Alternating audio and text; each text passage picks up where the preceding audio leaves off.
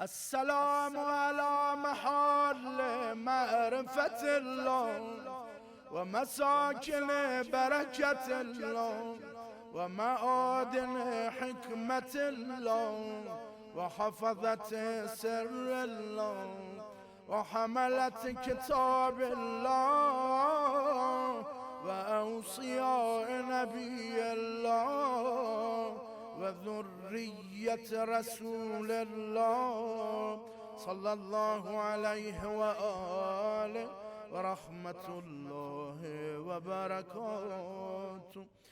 السلام على أئمة الهدى ومصابيح الدجى وأعلام التقى وذوي النهى وأولي الحجى وكهف الورى وورثة الأنبياء والمثل الأعلى والدعوة الحسنى